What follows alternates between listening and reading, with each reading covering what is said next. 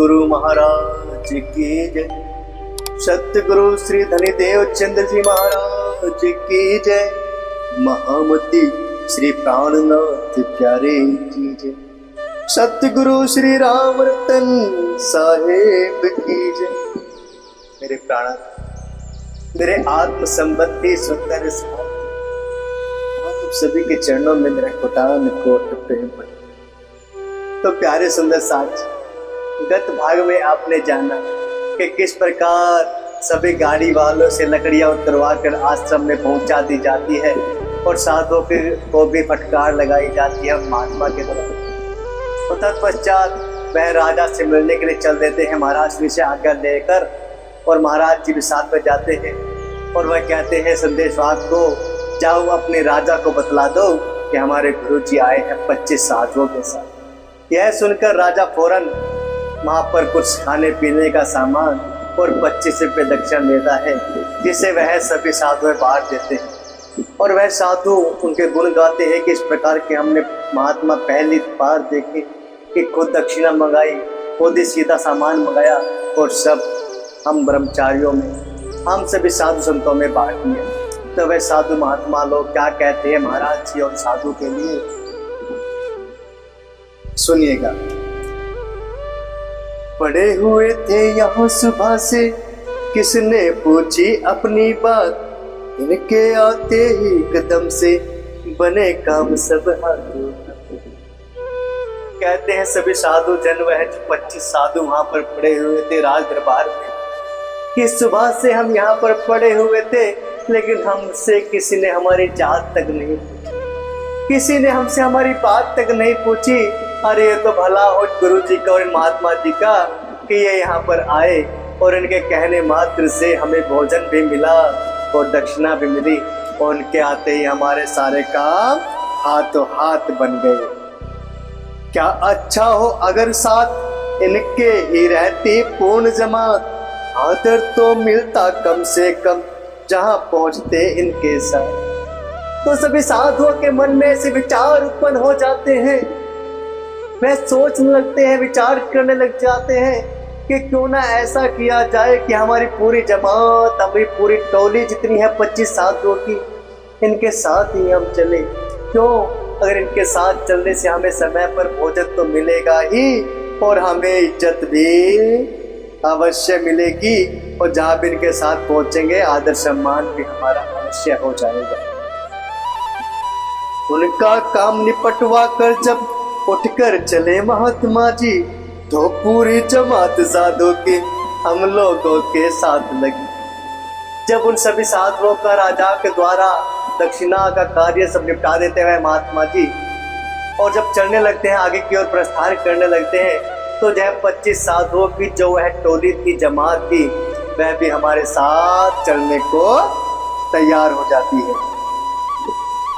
यात्रा शुरू हुई सबकी मिलकर जगन्नाथ जी की, साधु मंडली पीछे पीछे बनकर एक जमात चली। फिर उसके पश्चात हमारी यात्रा पुनः आरंभ हो जाती है जगन्नाथ जी के लिए, और सभी जो जमात थी साधुओं की, वह एक मंडली की तरह हमारे पीछे पीछे चल रही है और हम आगे आगे चल रहे हैं। कहते रहते थे सदा हमें रोज महात्मा, प्यारे हमें रोज महात्मा, आज्ञा देने में हमें क्यों करते संकोच। बोलो जी श्री धाम धनी की जय, बोलो जी श्री रतन पिया की जय। कि वह महात्मा हमें सदा यही कहते कि महाराज श्री, हमें बस एक बात का गिला है, शिकवा है, तो वह हमें बता दीजिए कि आप किसी भी कार्य को करने के लिए हम जब आपसे आज्ञा मांगते हैं तो आप संकोच क्यों करते हैं? आप तुरंत क्यों नहीं कहते हैं कि जाओ भाई यह कार्य करो? हमें आपसे ही शिकवा शिकायत है। हमें हुक्म क्यों नहीं देते हो, खाने में सब कुछ आते हो, जो कुछ भी तुम खाना चाहो क्यों नहीं हमें बताते हो?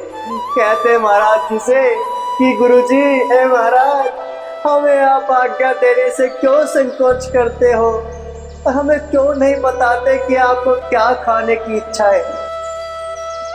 अगर कुछ भी आपको खाने की इच्छा हो रही है तो आप कृपा करके हमें बताइए, हम उसका बंदोबस्त तुरंत आपके समक्ष कर देंगे। आप अगर जंगल में भी जो कुछ भी हमसे मांगे, कसम आपकी लाके देंगे, आप हमें अजमा तो ले। कहते हैं वो महात्मा महाराज जिससे कि हे महाराज, अगर आप घने जंगल में भी हम साथ चल रहे हैं और घनघोर जंगल में भी आप हमसे कुछ कहते हैं कि भाई हमें ये चीज चाहिए, फला फला चीज चाहिए खाने पीने के लिए, आप बस हमें एक बार आज्ञा दीजिए, एक बार हुक्म दीजिएगा, हम मैं तुरंत आपके सामने पेश कर देंगे। अगर आपको हमारे ऊपर विश्वास नहीं है तो आप हमें एक बार आजमा कर अवश्य देखिए। बस्ती की परवाह नहीं, कुछ पेड़ों से पैदा कर दे, हमें कभी आजमा कर देखो, जो चाहे ला कर दे दे।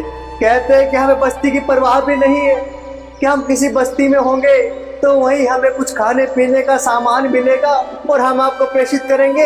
अरे आप एक बार आज्ञा तो दीजिए, इन पेड़ पौधों से ही हम आपके लिए पैदा कर देंगे खाने पीने के सामान। आप बस हमें एक बार आजमा कर देखिए, आपकी आज्ञा पूरी ना हो तो फिर आप हमें कहिएगा।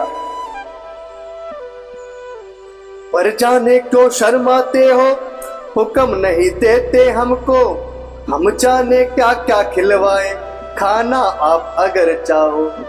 कहते पता नहीं क्या बात है कि आप शर्माते क्यों हैं, हमसे कुछ भी कहने से आप शर्माते हैं।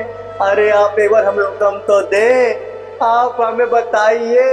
अरे आप जो कुछ भी खाने की इच्छा करेंगे हम वही आपके लिए तुरंत यहाँ पर हाजिर कर देंगे। बस एक बार आप हमें हुक्म दीजिए कि भाई हमें ये चीज चाहिए। 8 रोज के बाद एक बस्ती के बाहर ठहरे हम, कहा महात्मा जी ने हमसे आज सैर कर आवे हम। तो 8 रोज जब हमें बीत जाते हैं यात्रा करते हुए जगन्नाथ जी की, तो फिर हम एक बस्ती के बाहर ठहर जाते हैं और वह महात्मा जी हमें कहते हैं कि महाराज हम थोड़ी सैर कर कर तुरंत आते हैं। जो कुछ आप मंगावे अपने लिए आपको हम ला दे, नहीं चाहिए हमको कुछ भी, आप सैर खुद कर आवे।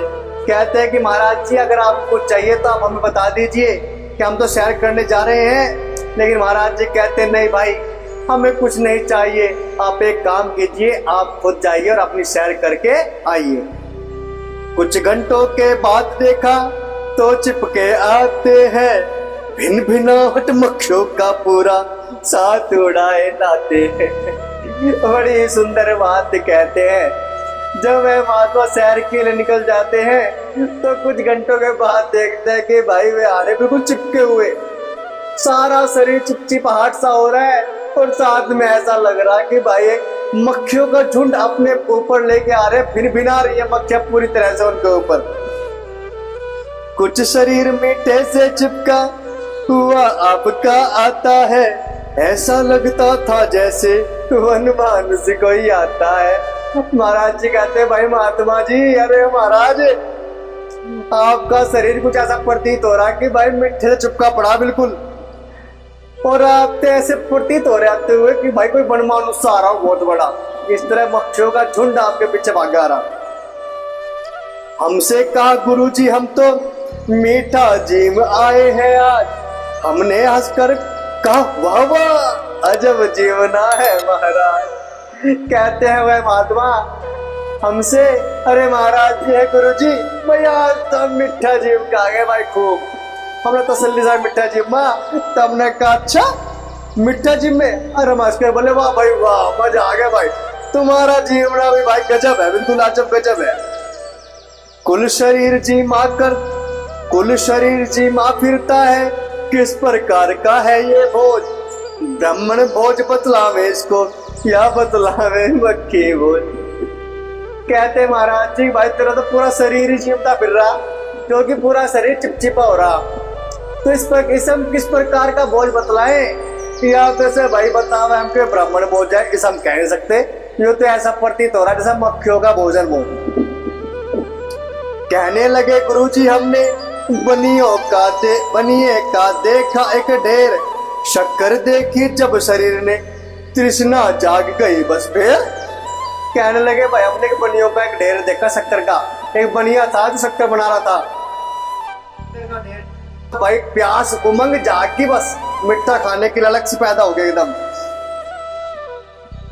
हमने इस शरीर को डांटा पर साला नहीं रुक पाया, आखिर हमने विवश होकर इसे बनिए तक पहुंचाया। हमने अपने शरीर को डांटा तो बहुत फटकार लगा, लेकिन ये साला इतना बेकार आदमी, इतना ऐसा हो गया मीठे को देखकर कि ये बिल्कुल भी रुका नहीं।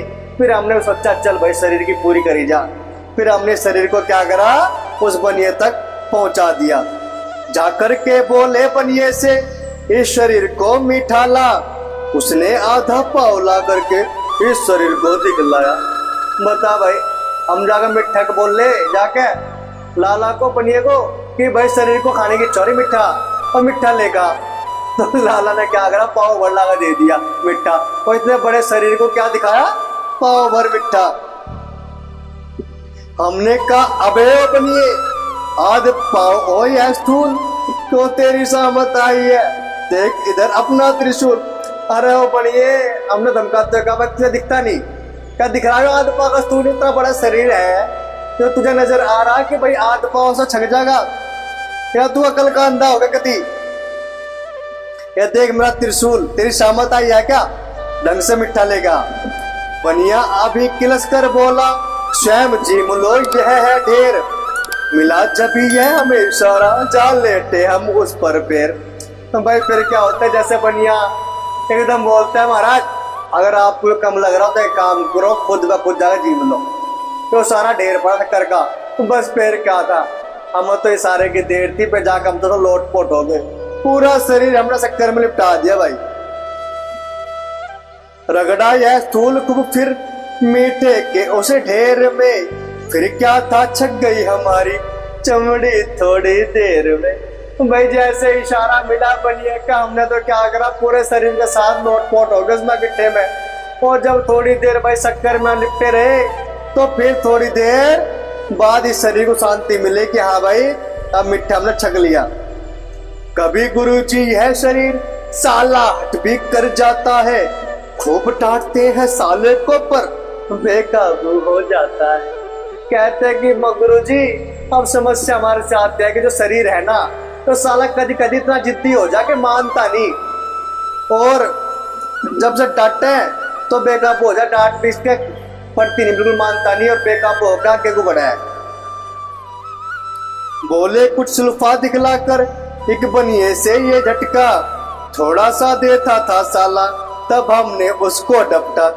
फिर भाई महाराज जी कहते हैं वो थोड़ा सा सुल्फा में दिखाते हैं और कहते हैं कि एक बनिए सामने डांट टपट कर ये सुल्फा भी थोड़ा उससे ले लिया है। जब भाई बिल्कुल थोड़ा सा मैं दिखा रहा था, हमने डांट टपट कर उससे थोड़ा ज्यादा ले लिया। तो फिर इतना लेकर आया, चाहो तो ले लो तुम भी। हमने कहा महात्मा जी हम नहीं पीते इसे कभी।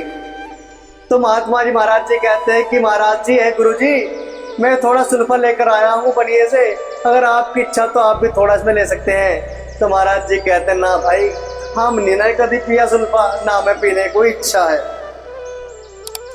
और बहुत साधु बैठे हैं आप इन्हें चाहे देते, यह सारी खड़िया पलटन है गुरु जी उनको क्यों देते। कहते हैं महाराज जी कि भाई तो सारे साधु संत बैठे हैं, तो आपकी अगर इच्छा है देने की तो आप एक काम कीजिए, इन सबको दे दीजिए। लेकिन वह महात्मा कहते हैं महाराज जी क्यों दूं, अरे यहाँ तो सारी खड़िया पलटन है हमारे पीछे लगी राजा के महल से, इन्हें मैं नहीं देने का भाई, ये तो सब पेटू बाबा है, हम तुमको ये खाकर भी भूखे के भूखे पाएंगे, पेटू छकता नहीं कभी। उन साधु संतों की ऐसी व्याख्या करते हैं महात्मा की भाई ये तो महाराज जी सारे पेटू बाबा है, इनका इतना बड़ा पेट लटक रहा कि अगर ये अमृत भी खा लेंगे ना इनका पेट कभी नहीं भरा है, ये सब खाने पीने के पीछे है और कुछ इनका कुछ काम नहीं है। तो प्यारे संत साथ जी देखिए किस प्रकार महाराज जी के साथ यह लीला चल रही है। कि वह महात्मा जब आगे बढ़ते जाते हैं राजा के महल के बाद, तो साधु महात्मा भी 25 साधु उनके साथ ले जाते हैं। और जब 8 रोज के बाद एक बस्ती के बाहर टिकते हैं तो वहां पर मीठे की तलब लग जाती है और शक्कर के ढेर में खुद को लिपटा लेते हैं और वनमानुष की तरह चलते हुए आते, मक्खियों के भिन बनाते हुए, मक्खियों के पीछे और वो शक्कर से लिपटे हुए आते हैं। कैसी कैसी लीला महाराज जी के साथ इस यात्रा में हो रही है। बड़े ही आनंदित लीला है, सुनते रहिए प्यारे सुंदर साथ जी। आपका अवश्य ही जानने को बहुत कुछ मिलेगा कि महाराज जी के जीवन में क्या क्या घटित हुआ। तो अगले भागे में जानिएगा कि क्या होता है। तब तक के लिए मेरे प्राणनाथ, मेरे आत्म संबंधी सुंदर साथ जी, आप समस्त सुंदर साथ के चरणों में मेरा कोटान कोट प्रेम प्रणाम।